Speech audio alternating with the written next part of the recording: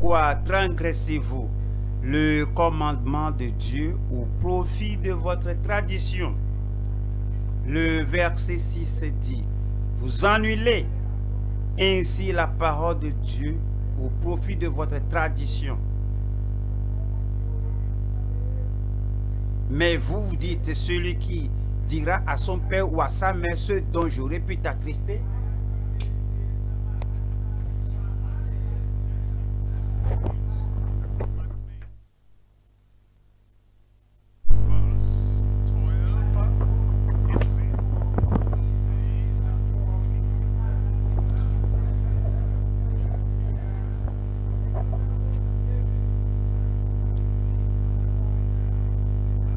sais-tu que alors ses disciples s'approchèrent et lui dirent, sais-tu que les pharisiens ont été scandalisés des paroles qu'ils ont entendues?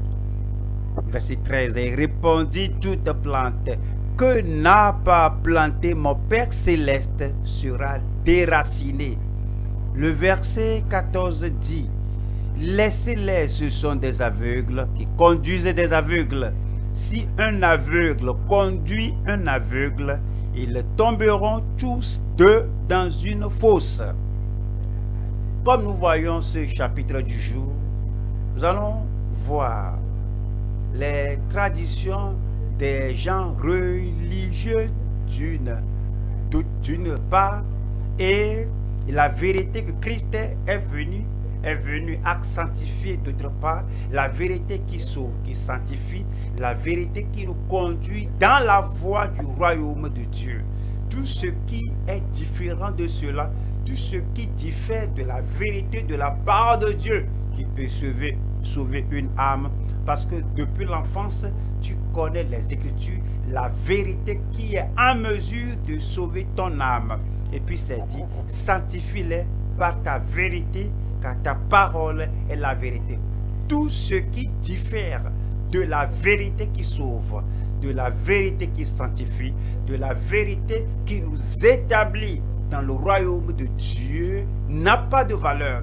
Donc, quelle que soit la chose, la tradition, l'opinion, les rites religieux, les cérémonies religieuses ou un groupe de personnes, si cela détourne la pensée des gens du salut, cela détourne les gens de s'apprêter pour le ciel, ça c'est la tradition des pharisiens et des sadducéens. Et Jésus a dit que toute plante que n'a pas planté mon Père céleste sera déracinée. Toute doctrine, toute opinion, toute idéologie, tout genre de système non établi sur la vérité de la parole du Père céleste sera déraciné.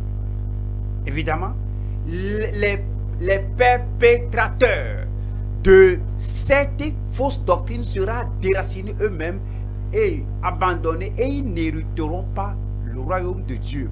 Donc, nous devons décider de rester du côté de la vérité, du côté de la révélation de Dieu, du côté de la justice qui provient de la foi en Dieu, au lieu d'embrasser les traditions humaines. C'est pourquoi nous considérons le sujet du jour qui est abandonner en permanence les traditions captivantes et embrasser la vérité durable. La vérité durable, la vérité qui dure, la vérité qui nous aide à demeurer dans le Seigneur et avec le Seigneur. Nous déracinons, nous abandonnons, nous détruisons en permanence toutes ces traditions séduisantes, captivantes, et nous demeurons dans la vérité, nous embrassons la vérité, nous croyons la vérité et nous intériorisons la vérité, nous prêchons la vérité, nous proclamons la vérité en permanence et constamment, et nous restons, nous demeurons pour la vérité en public, aussi bien qu'en privé, à l'église, aussi bien en dehors de l'église. Abandonner en permanence les traditions captivantes et embrasser la vérité durable. Nous allons voir 3 sous-titres ici. 1. les fondamentalistes sans grâce dans une transgression terrible à travers la tradition. Ils professent être fondamentalistes, mais ils sont sans grâce. Le fondamentalisme sans la grâce, sans le salut, le fondamentalisme sans la foi en Christ ne sauve personne. Et ils restent dans leur transgression terrible à travers leur tradition. 2. Le sort triste ou tragique des enseignants pris au piège des traditions en vogue.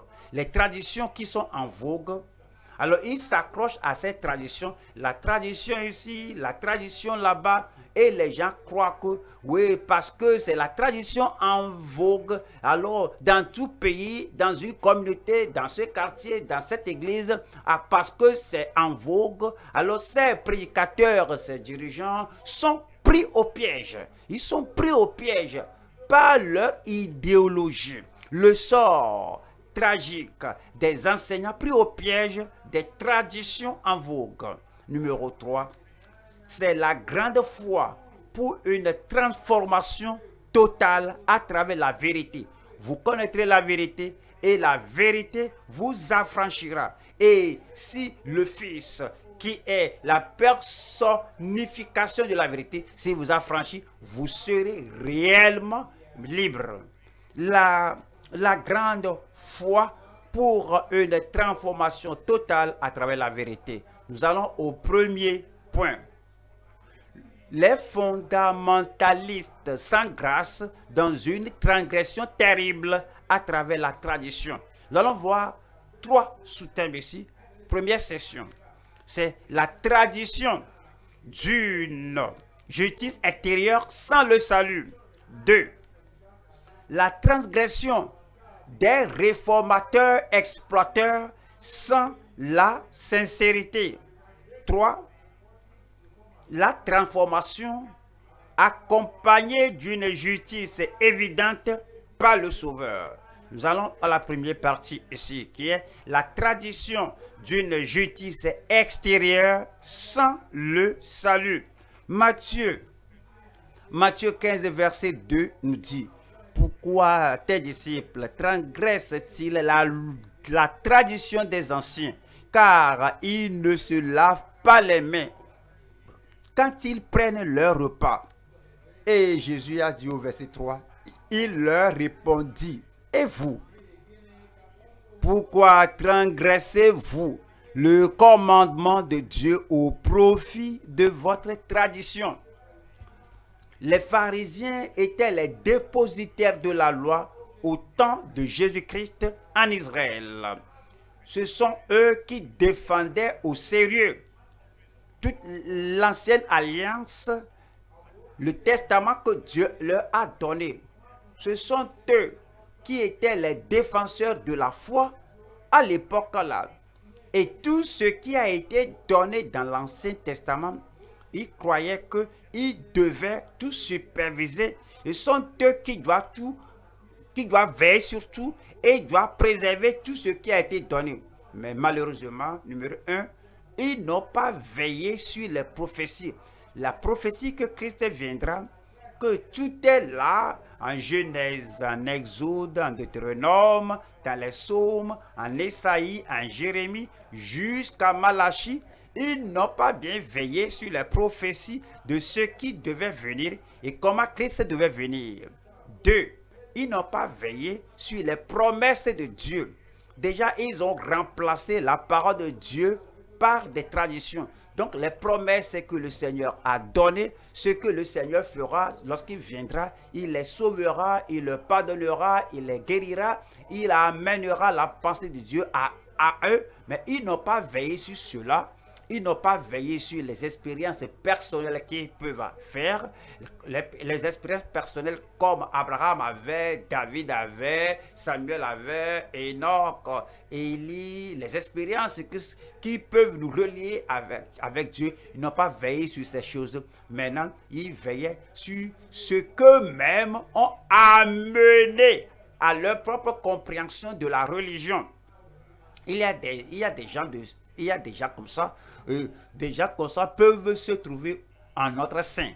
On vient ici, nous avons entendu la parole du salut, nous avons entendu la parole de la sainteté, nous avons entendu la parole d'être prêt pour aller au ciel, nous avons entendu la parole de prophétie que Christ revient et il viendra, les morts ressusciteront et nous qui sommes vivants, nous serons préenlevés avec eux. Alors maintenant, on ne veille plus sur les prophéties, on ne veille plus sur les promesses, on ne veille plus sur la grande commission que le Seigneur nous a donnée. Maintenant, nous avons des traditions, des dénominations, les traditions et les opinions, et nous veillons sur ceci et là, nous oublions la parole que le Seigneur nous a donnée. Et puis Jésus a dit que ces pharisiens-là, qu'ils annulent la parole de Dieu au profit de leur tradition. Il y a des gens aujourd'hui, où est-ce que vous vous appuyez? Est-ce que vous appuyez sur les traditions, sur les idées? Ces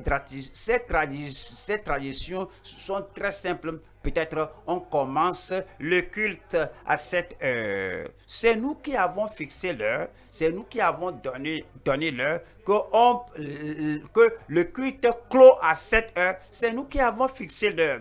Si on veille sur ça, plus qu'on ne veille sur la repentance des gens, sur la restauration des gens au Seigneur, sur la préparation des gens pour le ciel, sur l'obéissance des gens à la parole de Dieu et avoir la grâce de vivre dans la justice.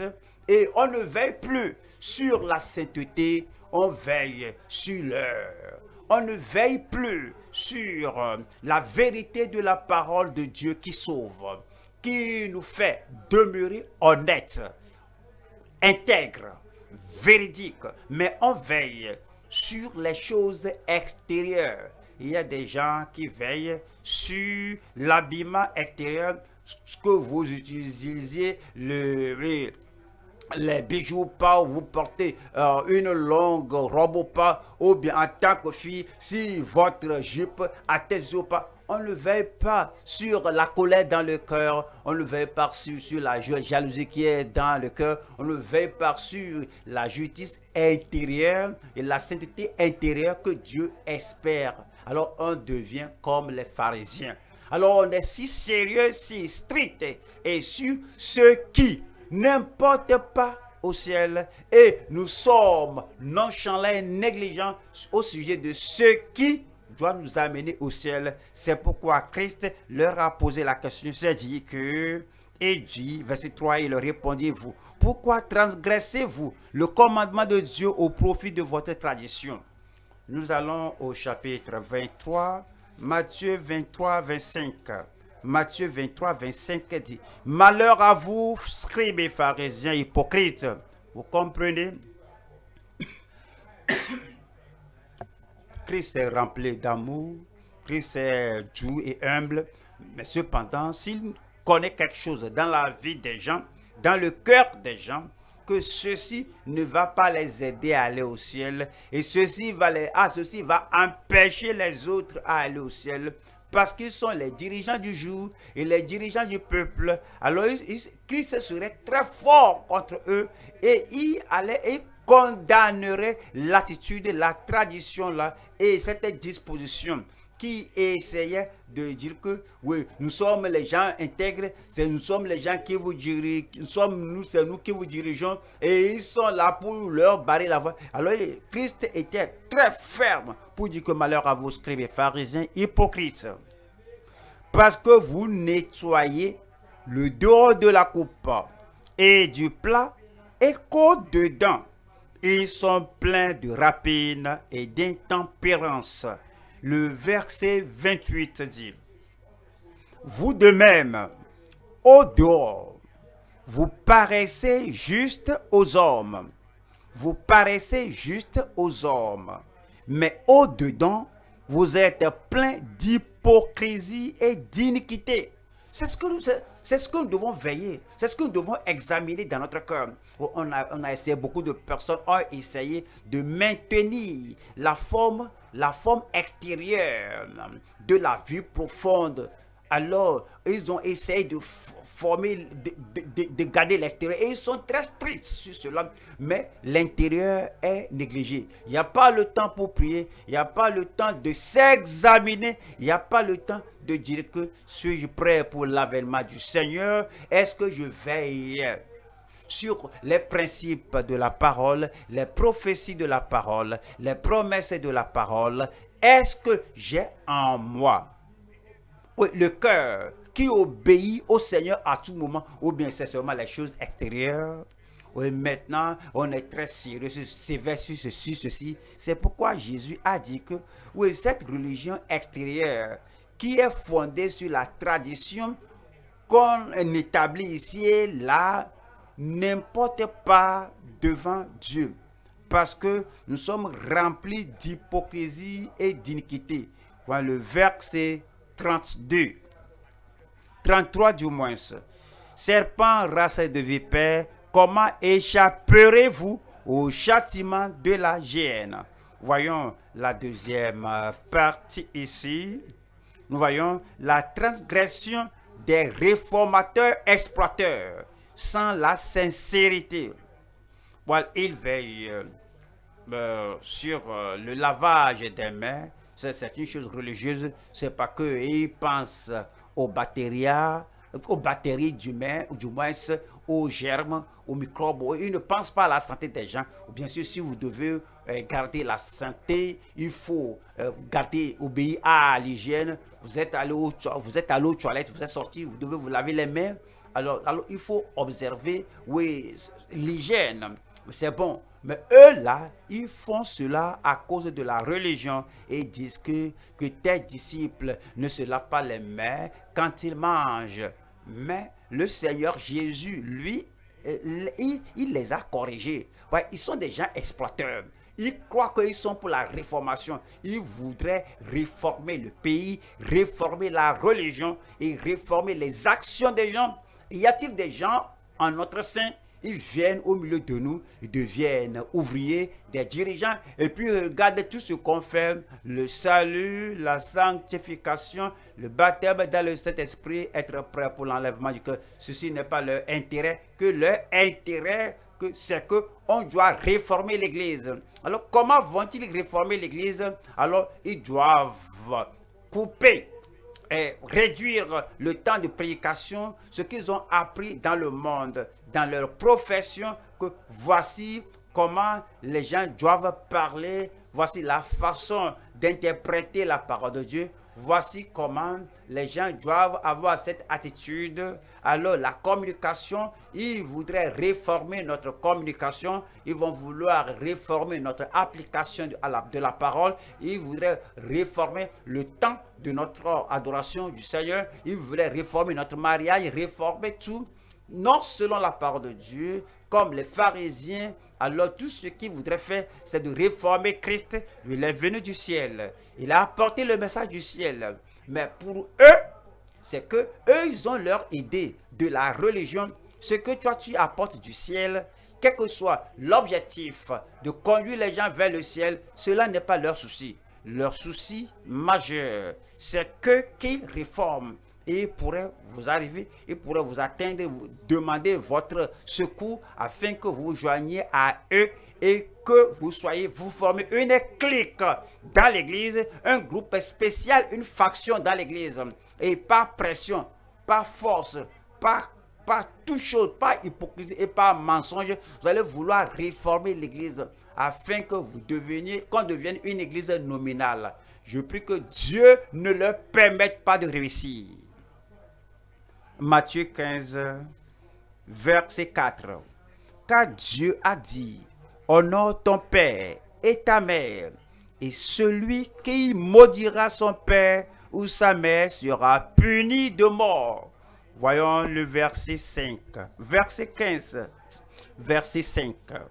Mais vous dites, celui qui dira à son père ou à sa mère, ce dont j'aurais pu t'assister est une offrande à Dieu, n'est pas tenu d'honorer son père ou sa mère. C'est-à-dire que tout ce que j'ai pour prendre soin de mon père, ma mère, je l'ai déjà donné à la synagogue, je l'ai donné au temple, donc je ne peux plus prendre soin de mes parents. Toutes mes ressources sont données au temple. Et Jésus a dit au verset 6, et dit, verset 5, dernière partie du verset 5, n'est pas tenu d'honorer son père ou sa mère. Vous annulez ainsi la parole de Dieu au profit de votre tradition. Est-ce que nous faisons cela? Que maintenant, nous lavons le cerveau des jeunes afin de ne pas honorer leur père, leur mère. Nous allons vouloir remplacer leur père, leur mère. Tout ce que nous leur disons, c'est ce qu'ils font. Et si l'enfant dit, mais la Bible a dit, il dit, ceci c'est l'église. Moi, je suis ton dirigeant ici. Et lorsque je te dis de faire ceci, c'est fini. Maintenant, ce sont des gens comme des pharisiens. Non seulement le père, la mère, la Bible a dit dans le Nouveau Testament, c'est dit que obéissez à vos conducteurs. Vous avez un pasteur, un dirigeant, un berger, un enseignant de la part de Dieu. La parole de Dieu est très claire. Obéissez à vos conducteurs. Alors vous êtes soumis à la parole de Dieu qu'on vous enseigne. Mais ces pharisiens et ces scribes viendront vous dire qu'il n'y a rien de ça. Et il n'y a rien comme ça. Nous essayons de réformer l'Église, de ne pas regarder un homme, de ne pas regarder une dirigeante, quelqu'un là-bas, que c'est nous qui sommes ici et c'est nous qui contrôlons l'esprit de tout le monde. Même le pasteur doit être soumis à ce que nous voulons. S'il ne veut pas, il sait. Nous allons, lui, vraiment, il verra ce que nous allons faire. Nous allons le traiter de diverses manières. Alors, n'avons-nous pas changé la parole de Dieu? N'avons-nous pas fait n'avons-nous pas apporté notre réformation pour avoir la suprématie au-dessus de la parole de Dieu? Et Jésus a dit, par leur tradition, ils ont fait cela. Et cela n'est pas la bonne chose. Il y a des gens qui en tirent profit. Et Galates chapitre 1, 14. Galates 1, 14. Et comment j'étais plus avancé dans le judaïsme que beaucoup de ceux de mon âge et de ma nation. C'est comme, il voudrait être au point culminant que c'est nous qui sommes au contrôle, c'est nous qui dirigeons. Pasteur, oui, nous pouvons le laisser prêcher, mais ce qu'il prêche là, c'est nous qui devons dicter cela. Tous dirigeants de toute section, ils sont libres de tout faire, mais c'est nous qui contrôlons. C'est le profit qu'ils ont. C'est un profit qui les met à une position que Dieu ne leur a pas donné. Et l'apôtre Paul a dit que c'est la tradition. Et comme Paul a dit que et comment j'étais plus avancé dans le judaïsme que beaucoup de ceux de mon âge et de ma nation, étant animé d'un zèle excessif pour les traditions de mes pères. Mais ils n'étaient pas sauvés, ils n'étaient pas nés de nouveau, ils n'étaient pas enfants de Dieu. Alors ces traditions qui faisaient ce qu'ils faisaient, ils étaient zélés pour la tradition des pères, des anciens, et la tradition de leurs pères. Ils n'étaient pas nés de nouveau, ils ont rejeté Jésus-Christ. Et maintenant, où sont-ils? À l'éternité. C'est pourquoi nous devons revenir, ne pas seulement lire les Écritures, dire que ok, c'est ce qu'ils ont fait à l'époque là. Qu'est-ce que nous faisons présentement? Voyons la troisième partie ici, c'est la transformation accompagnée d'une justice évidente par le Sauveur. La transformation qui vient. Voyons Galates chapitre 1, verset 23. Seulement elles avaient entendu dire, celui qui autrefois nous persécutait annonçait maintenant la foi qu'il s'efforçait alors de détruire. C'était l'apôtre Paul, un traditionnaliste, un pharisien religieux, un fanatique.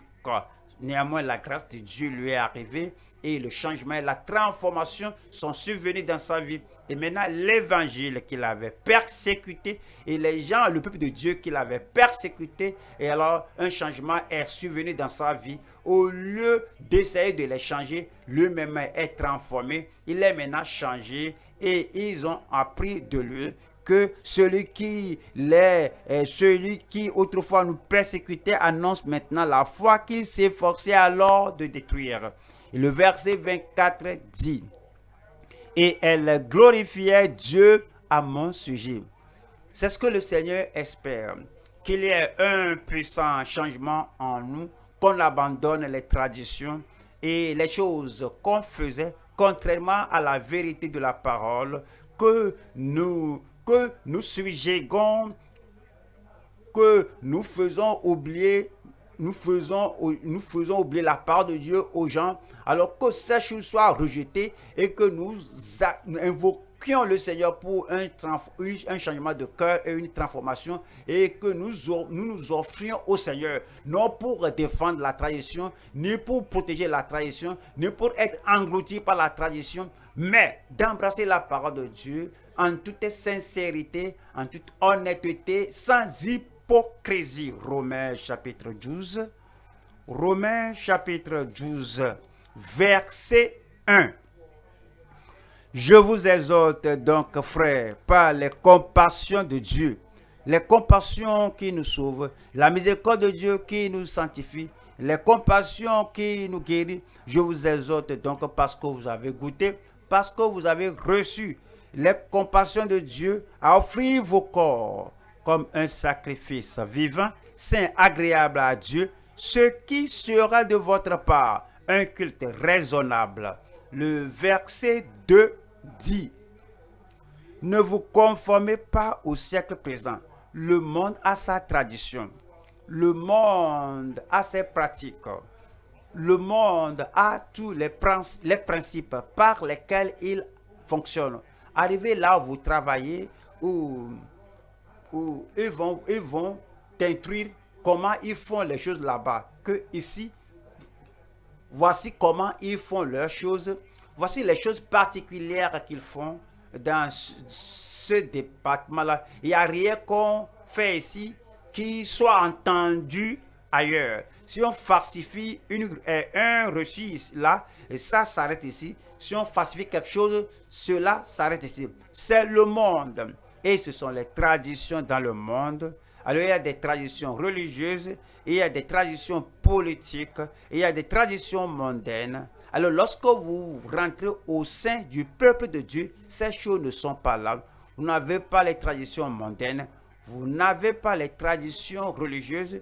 Tout ce que vous faites maintenant, c'est que vous comprenez que tout ce qui est du monde, alors vous n'allez plus les pratiquer ici. Les signes qu'il donne, admettons que quelqu'un travaille dans le monde et vous êtes dans un département donné, on t'a déjà dit que voici la tradition ici, voici comment on fait les choses ici. Et puis, si tu parles à une autre personne dans un autre département et comme il passe, et il voit que c'est comme tu es en train de révéler le secret de ces départements, ils vont rester debout pour te regarder, ils vont faire un signe que l'autre ne peut pas décoder. Et déjà, tu reviens à toi-même, tu dis que oui, je sais ce qu'il me dit, je vais essayer oui, d'obéir à la tradition et tu changes tout.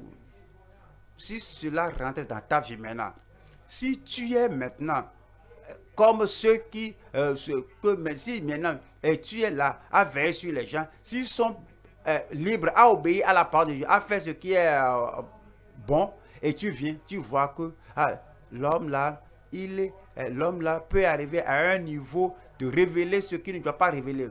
Alors ça veut dire que tu n'es plus pour la vérité, tu te tiens pour la tradition et tu as peur que ta tradition peut être annulée. Toutes ces choses empêcheront les gens d'aller au ciel. Parce que l'hypocrisie est entrée, la mondanité est entrée, les traditions du monde, alors toutes sont entrées. C'est pourquoi c'est dit ici que ne vous conformez pas au siècle présent, mais soyez transformés par le renouvellement de l'intelligence, afin que vous discerniez quelle est la volonté de Dieu, ce qui est bon, agréable et parfait. Allons au deuxième point ici. Deuxième point, nous allons voir le sort tragique des enseignants pris au piège des traditions en vogue. Parfois, les traditionalistes, les hypocrites, les gens religieux, ils savent que ceci est mauvais. Et ils pourraient avoir une crainte intérieure que si je continue de cette manière, irai-je au ciel? Mais ils sont piégés. Ils ne savent pas comment s'en sortir. Et par habitude, ils continuent ce péché mignon pendant que leur cœur leur disait, c'est comme tu es piégé. Hein? C'est comme ce comportement, c'est comme cette conduite. Alors, tu as englouti et tu es dans cette tradition et tu ne sais pas réellement le Seigneur. C'est comme tu es un cercueil vide. Tu dois briser cette cage et tu dois donner ton allégeance et ta fidélité au Seigneur. C'est ce qui va t'aider à sortir de ce piège, le sort tragique des enseignants pris au piège des traditions en vogue. Nous allons voir 3 sections ici. 1. La réaction des hypocrites dans une tradition religieuse. 2. Le déracinement des plantes réprouvées. 3. La rétribution des gens rigides dans la transgression. Première partie, la réaction des hypocrites dans une tradition religieuse. On va à Matthieu chapitre 15. Matthieu 15, verset 12. Alors ses disciples s'approchèrent et lui dirent, « Sais-tu que les pharisiens ont été scandalisés des paroles qu'ils ont entendues? » Pensez-y, lorsque la femme là, qui a été prise en flagrant délit d'adultère, a entendu la parole de Dieu, elle n'était pas scandalisée. Quiconque veut avoir le salut, veut aller au ciel, n'est pas scandalisé. Lorsque Zaché est descendu du sommet de l'arbre et les gens ont dit que Christ est allé loger, est allé chez un pécheur, on l'a appelé pécheur, mais il n'est pas scandalisé. Mais quiconque cherche le salut, le changement de vie, quiconque veut aller au ciel, n'est pas blessé par la prédication. Lorsque les disciples ont appris que Jésus leur a dit que si vous n'êtes pas humble, si vous ne devenez pas comme un petit enfant et si vous ne vous convertissez pas, vous n'irez pas au royaume de Dieu. Ils n'étaient pas blessés. Et si les gens cherchent le ciel, si tout leur objectif, leur désir, c'est d'aller au ciel, la parole qu'on entend, même si cela condamne leur allégeance à la tradition, si cela condamne la position qu'ils détiennent, ils ne sont pas blessés. Ce sont les gens qui ne demandent pas le salut, les gens qui ne sont là que pour la religion, les gens qui ne veulent que d'observer les traditions en vogue, sont les gens qui sont blessés lorsque la parole de Dieu leur parvient. Donc les disciples ont s'approchaient et lui dit, sais-tu que les pharisiens ont été scandalisés des paroles qu'ils ont entendues? Je prie que vous ne soyez pas scandalisés. Je ne serai pas scandalisé. Je loue le Seigneur dans ma vie personnelle que lorsque je suis devenu né de nouveau, tout ce que je demandais, c'est le salut du Seigneur. Et puis, je voudrais propager ce salut du Seigneur. Laissez-moi vous dire ceci. Mon pasteur, à l'époque, non à Lagos, j'étais à l'intérieur du pays, dans l'état où j'étais né de nouveau. Il n'était pas content de quelque chose dans ma vie. Il n'était pas content que moi, je n'ai pas donné toute l'attention que je dois donner à la musique et à tout cela. et ils ont besoin d'un pianiste dans l'église. Et puis, réellement, je ne m'abandonne pas à cela. Ils veulent que je coiffe cette session, mais je regarde une autre direction. Et il prêchait un dimanche matin, et comme il prêchait le dimanche matin là, alors il était pris par le mensonge, il était ému, et puis il m'a appelé ouvertement. Alors, il a mentionné mon nom dans le message, il a dit, comment je croyais qu'il veut que je me lève. Je me suis levé, dit, hé, assieds-toi là-bas. Et puis je me suis assis, je n'avais pas honte, je savais qu'il est le pasteur. Je ne vais pas lui enseigner comment prêcher. Le dimanche prochain, je suis encore venu. Le mois qui suit, je suis venu à l'église. Je suis resté dans cette église jusqu'à ce que, à cause de l'évangélisation et tout ce que je faisais pour l'étude biblique, ils ont senti que non, que je ne dois plus rester là-bas, que moi j'ai une église, avoir une église dans l'église. Je n'étais pas scandalisé. Alors lorsqu'ils ont annoncé mon nom pour m'excommunier, alors je n'étais pas blessé. La semaine qui suit, je suis allé le voir. Et que, pourquoi tu as fait ce pas? Voici ce que je fais. Pourquoi tu as annoncé mon nom? Il a dit que ce qu'il voudrait dire. Alors, je continue de lui rendre visite. Lorsque tu veux le salut, lorsque tu veux garder le salut et rester dans la voie du Seigneur, les prédicateurs ne doivent pas regarder les visages avant de prêcher.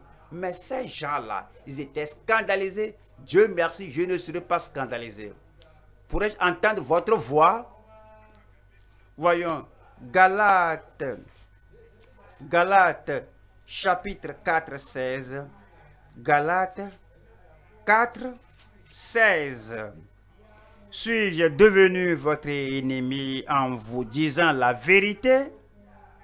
L'apôtre Paul posait la question aux Galates. Maintenant, quelle est votre attitude? Quelle est votre disposition? Est-ce que vous me prenez pour ennemi parce que je vous ai dit que vous devez demeurer dans le salut si vous voulez aller au ciel? Est-ce que vous me prenez pour ennemi parce que je souligne à maintes reprises que la circoncision est inutile, que ce qui importe, c'est la nouvelle créature. Suis votre ennemi maintenant parce que je souligne le fait de rechercher la paix avec tous, la sanctification sans laquelle personne ne verra le Seigneur. Je prie que vous ne soyez pas scandalisés. La réaction de ces hypocrites dans une tradition religieuse. Voyons la deuxième partie ici, c'est le déracinement des plantes réprouvées. Alors nous allons à Matthieu chapitre 15, verset 13. Il répondit, toute plante que n'a pas planté mon Père céleste sera déracinée. Tout prédicateur, tout pharisien, tout religieux, tout traditionnaliste qui n'a pas été envoyé ou qui n'est pas envoyé par le Père et veut tordre le cou du salut par la grâce à travers la foi, toute plante que n'a pas planté le Père céleste, et lui vient et il veut souligner la tradition au-dessus de la vérité de la part de Dieu. Le Seigneur lui-même a dit que le Père céleste va la déraciner. Donnez-moi un bon amen. Toute idée, toute idéologie, tout principe, toute autorité, toute personne autoritaire, toute tradition, toute dévotion religieuse que le Père Céleste n'a pas plantée dans son royaume. Alors ce qui détruit le royaume, ce qui apporte la pensée des gens, l'esprit des gens hors de la vérité et loin de la vérité, qui conduit au salut, à la sanctification, et cela dirige l'Église, conduit l'Église à devenir nominale, devenir une Église qui ne prie plus, une Église qui n'a pas de transformation de caractère toute plante. que n'a pas planté le Père Céleste, que n'a pas planté mon Père Céleste, sera déraciné. Je prie que nous ne soyons pas du nombre de ceux-là que Dieu a finalement décidé que je dois le déraciner, je dois la déraciner. Je prie que nous demeurions fermes dans le royaume de Dieu au nom de Jésus-Christ. Allons à la troisième partie ici, la rétribution des gens rigides dans la tradition. Nous allons à Osée 4.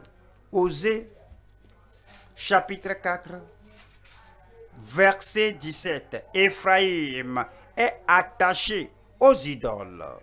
Laisse-le.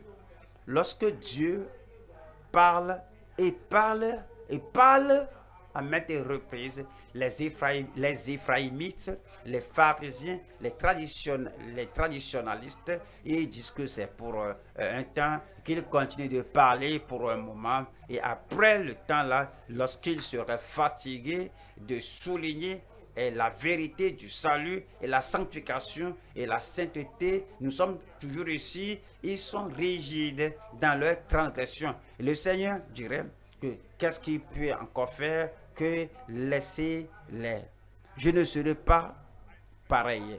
Vous ne serez pas ainsi. Puisse le Seigneur nous garder au nom de Jésus-Christ. Nous allons à Matthieu chapitre 15, verset 14. Matthieu 15, nous lisons le verset 14. Matthieu 15, verset 14 dit, laissez-les. C'est exactement ce que Osée a prophétisé en chapitre 4, 17 qu'on a lu. Laissez-les. Ce sont des aveugles qui conduisent des aveugles. Si un aveugle conduit un aveugle, ils tomberont tous deux dans une fosse. Les traditionnalistes, les religieux rigides qui professent diriger les gens, eux-mêmes, ils tombent dans la fosse le jour du jugement, et les gens qui les dirigent, eux aussi vont tomber dans la fosse. Nous allons au troisième point. La grande foi pour une transformation totale à travers la vérité. Nous allons à Matthieu chapitre 15, le verset 21. Jésus étant parti de là, se retira dans le territoire de Tyr et de Sidon. 22. Et voici une femme cananéenne qui venait de ces contrées, lui cria, « Aie pitié de moi, Seigneur, fils de David, ma fille est cruellement tourmentée par le démon. » Le verset 23. Il ne lui répondit pas un mot, et ses disciples s'approchèrent et le dirent avec instance, « Renvoie-la, car elle crie derrière nous. » Le verset 24. Il répondit, « Je n'ai été envoyé qu'aux brebis perdues de la maison d'Israël. » Verset 25. Mais elle vint se prosterner devant lui, disant, « Seigneur, secours-moi. » 26. Il répondit, « Il n'est pas bien de prendre le pain des enfants et de le jeter aux petits chiens. » Verset 27. « Oui, Seigneur, dit-elle, mais les petits chiens mangent les miettes qui tombent de la table de leur maître. » 28 dit, « Alors Jésus lui dit, « Femme, ta foi est grande, qu'il te soit fait comme tu veux. » Et à l'heure même, sa fille fut guérie. Je prie que ce résultat de la foi se reproduise dans notre vie au nom de Jésus-Christ. Nous allons voir trois sessions ici. Première partie, le test ou l'épreuve d'une foi guidée contre les obstacles. 3. La ténacité d'une foi gardée avec humilité. Numéro 3. Le triomphe d'une grande foi dans le cœur. Première partie ici, c'est l'épreuve ou l'épreuve d'une foi guidée contre les obstacles, contre tous les obstacles. Lorsque la femme là venait, elle savait qu'elle venait à Jésus pour une chose définie. Elle avait la chose définie là à l'esprit. Quel que soit ce que dirait Jésus, cela ne n'empêchera pas cet objectif, quelle que soit l'attitude que les disciples vont développer contre elle. Alors cela ne va pas déranger son objectif. Quelles que soient les situations, les circonstances qu'elle va raconter, comme elle venait à Christ, elle a décidé que je vais pour quelque chose. Je vais obtenir ce que je veux. Je viens pour sa miséricorde, la miséricorde qui va délivrer, la miséricorde qui va guérir. Et comme je viens pour cela, rien ne m'empêchera. Nous devons avoir cette attitude que lorsque tu viens au culte, lorsque tu viens en écouter la parole de Dieu, quel que soit le moment, tu as quelque chose à l'esprit. Tu dis au Seigneur, voici le pourquoi je viens. Je veux être pleinement restauré. Je veux être totalement, complètement être saint. Je veux être prêt pour l'enlèvement. Je veux être prêt. Je veux avoir ce que tu as pour moi. Je veux renouveler mes expériences que j'ai faites en toi. Lorsque cela est là et que tout le monde a cet esprit dans le Seigneur, quel que soit ce qui se passe, quel que soit ce que tu rencontres, quel que soit ce qui te confronte, cela ne va pas te secouer. C'est pourquoi la femme avait ce qu'elle voulait. Matthieu 15, verset 21. Jésus étant parti de là se retira dans le territoire de Tyr et de Sidon. Verset 22. Et voici une femme cananéenne qui venait de ces contrées, le cria. Aie pitié de moi, Seigneur. C'est ce qu'elle voulait. C'est ce qui fait sa focalisation. Et c'est ce qu'elle demandait au Seigneur. Aie pitié de moi, Seigneur, fils de David. Ma fille est cruellement tourmentée par le démon. Le verset 23 dit, et il ne lui répondit pas un mot. Et ses disciples s'approchèrent et lui dirent avec instance, renvoie-la, car elle crie derrière nous. Et elle n'a pas la foi. Si elle n'a pas la foi ferme au Seigneur, toutes ces choses vont l'empêcher. Rien ne vous empêchera. Il y a des gens qui voient seulement les nuages. Et la pluie n'a pas commencé, cela les empêchera. Je voudrais aller à l'étude biblique. Je voudrais aller au développement des dirigeants. Je voudrais aller à la réunion de jeudi. Je voudrais aller à la formation des ouvriers du samedi là. Mais regardez les nuages. La pluie n'a pas commencé même à tomber. Quelqu'un leur dit que vraiment l'embouteillage en route là, c'est terrible. Hein? C'est comme ne sait pas ce qui se passe. Cela suffit déjà pour les dissuader.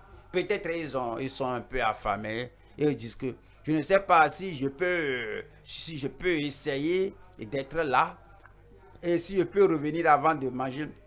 Mais un ami les appelle, une distraction leur est survenue. Cela suffit déjà pour les empêcher. Peut-être ils ont un projet, la semaine prochaine ils vont voyager et quoique la semaine ne soit pas encore arrivée, cela suffit pour empêcher certains. Mais cette femme-là, il n'y a rien qui l'empêche. Rien ne vous empêchera. Donc, elle continue et c'est dit au verset 24. Verset 24 dit, il répondit, je n'ai été envoyé qu'aux brebis perdues de la maison d'Israël. Elle n'a pas cessé à cause de cela. Moi, je ne vais pas m'arrêter. Vous n'allez pas vous arrêter. Voyons la deuxième partie ici, c'est la ténacité d'une foi gardée avec humilité. Matthieu chapitre 15, verset 25. Mais elle vint se prosterner devant le toujours. Elle adore le Seigneur après que le Seigneur lui avait dit que je n'ai été envoyé qu'aux brebis perdues de la maison d'Israël. Mais elle vint se prosterner après que les disciples lui ont dit qu'elle crie après nous, Renvoie-la, c'est l'attitude d'une personne qui a foi au Seigneur. Et cette foi est gardée. Et il répond, mais elle vint se prosterner devant lui, disant, Seigneur, secours-moi. Elle appelle toujours Seigneur. Et le verset 26, il répondit, il n'est pas bien de prendre le pain des enfants et de le jeter aux petits chiens. Ceci doit finaliser sa désinvolture envers le Seigneur. Est-ce que tu voudrais dire que moi je suis une chienne ou bien un chien? Est-ce que tu veux dire que ma tribu, nous les païens, que nous sommes tous des chiens? Est-ce que tu voudrais dire que les juifs sont meilleurs que nous? Mais est-ce que toi aussi là, tu as cette discrimination, cette distinction religieuse, raciale? Mais elle n'a pas dit, vers sur ton langage, si tu as une bonne disposition, tu vas parler comme une personne qui demande quelque chose. Tu auras le respect pour le Seigneur, le respect pour la personne de qui vous voulez avoir la bénédiction. Cette femme n'a pas montré l'impolitesse au Seigneur lorsque Jésus lui a dit, il n'est pas bien de prendre le pain des enfants et de le jeter aux petits chiens. Et la femme a répondu. Comment a-t-elle répondu? Voilà le verset 27. 27 dit, oui, oui, Seigneur. Elle l'a toujours appelé Seigneur. Cependant, il dit que oui, Seigneur, dit-elle, mais les petits chiens mangent les miettes qui tombent de la table de leur maître. Et elle a reçu ce qu'elle voulait. Avec la bonne attitude, avec la bonne disposition, vous aurez ce que vous demandez. Voyons le verset, voici le numéro 3 ici, c'est le triomphe d'une grande foi dans le cœur. Matthieu 15, je lis le verset 28. Matthieu 15, je lis le verset 28. Alors Jésus lui dit, femme, ta foi est grande, qu'il te soit fait comme tu veux. Et à l'heure même, sa fille fut guérie. Dieu vous exaucera.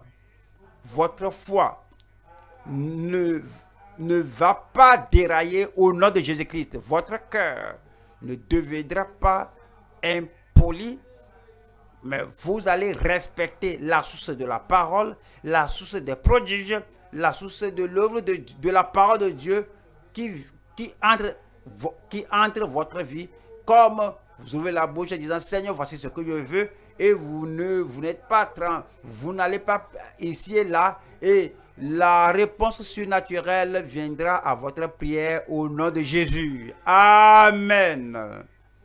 Votre foi triomphera. Votre foi vaincra. Votre foi va dominer sur tout ce qui se tient sur votre voie au nom de Jésus-Christ. La tradition partie, la transgression ôtée, l'hypocrisie ôtée, et le cœur souillé, tout cela est ôté. Maintenant, ton cœur se focalise sur Dieu et le sang de Jésus te purifie de toute iniquité et tu te tiens sur la vérité. Si tu t'es égaré dans le passé et maintenant tu défends la religion, tu défends les opinions, l'hypocrisie, tu défends les rites religieux et les cérémonies religieuses, les rites religieux, les cérémonies religieuses. Maintenant, Dieu t'a appelé à la vérité de la sanctification. Il t'appelle au centre de la volonté, de la voix de Dieu, au nom de Jésus-Christ. Et tu ne vas pas intentionnellement ou par inadvertance voler, éclipser la parole de Dieu du cœur des gens. Tu ne seras pas scandalisé par la vérité, mais tu vas tenir sur la vérité et tu vas vivre par la vérité, demeurer dans la vérité tous les jours de ta vie au nom de Jésus-Christ.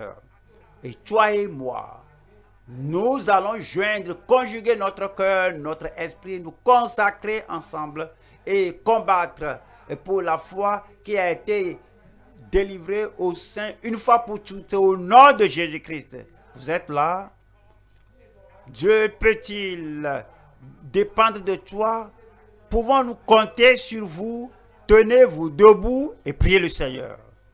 Que votre esprit, priez que l'esprit du pharisien, l'esprit des traditionnalistes, que l'esprit de ces hypocrites ne soit pas dans votre vie, que vous teniez ferme, que vous soyez ferme sur la part de Dieu, dans la volonté de Dieu et dans la voie de Dieu. Ouvrez la bouche et parlez au Seigneur dans la prière.